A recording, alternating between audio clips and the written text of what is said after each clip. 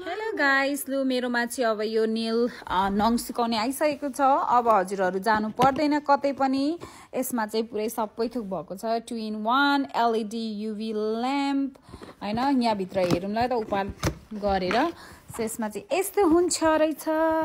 ओ wow, okay. यसमा चाहिँ हजुरले 10 सेकेन्ड, 30 सेकेन्ड, 60 सेकेन्ड अनि 90 सेकेन्ड अनि लो हिट मोडमा पनि राख्न सक्नुहुने रहेछ। यसमा हजुरहरूको यो चार्जर पनि आउने रहेछ। अनि त्यसपछि यो चाहिँ यस्तो हुन्छ अनि हजुरहरूले यहाँनिर अन गरेपछि यहाँ हालेपछि अन नेल्स लगाएपछि यहाँ लाउनु अनि यो रेडी हुन्छ।